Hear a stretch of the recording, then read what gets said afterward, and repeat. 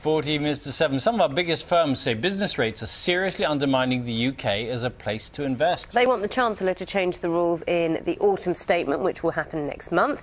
Ben's taking a look at whether or not he can help.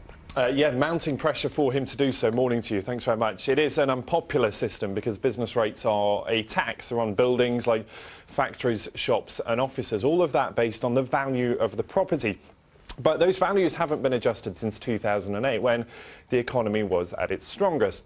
So this week, 14 big businesses like General Motors and Tata Steel, they've written to the Chancellor asking him to change a system that they say is not fit for purpose.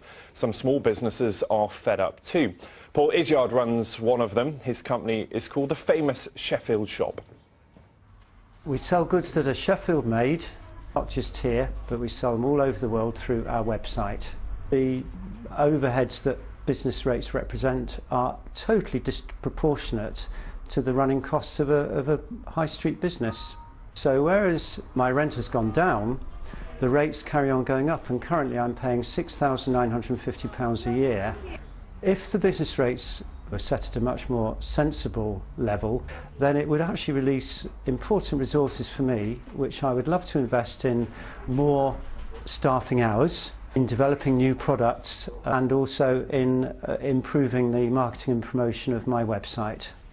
So that's the view there from one business. But the latest group to call for change is the British Property Federation. It represents developers and big investors. Liz Peace is its chief executive. She's with me this morning. Good morning, Liz. Good morning. We saw there clearly an example of a firm that would stand to gain from any change in the system, free up that money to do other things. How does it affect big business? Well, I mean, the problem with the business rate system, it's absolutely fundamentally flawed, because unlike something like income tax, which depends on how much you're actually earning, business rates, you're paying the same amount, inflated by inflation, irrespective of how well your company's doing or how well the economy is actually going, because it's a whole amount of money that's actually collected by the Chancellor and spread around businesses in the country.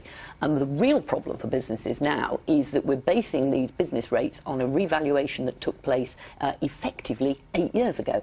So values have changed massively, a widening gap between north and south, and this is fundamentally crucifying businesses. We're often told, though, that the economy is now back to the levels it was at before the financial crisis, so back to those 2008 levels.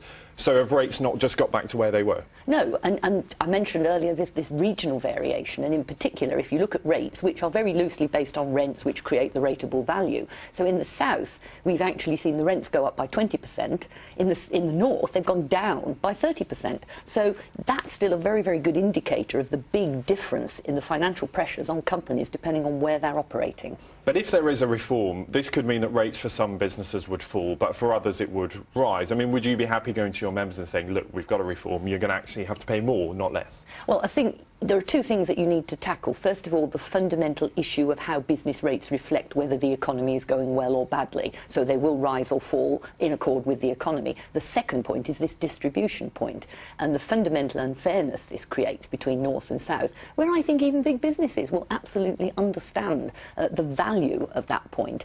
If we're going to put a huge amount of effort in trying to revive economies in parts of the country that are not doing well, then in some ways the Chancellor's giving with one hand and taking away with the other, and this is absurd.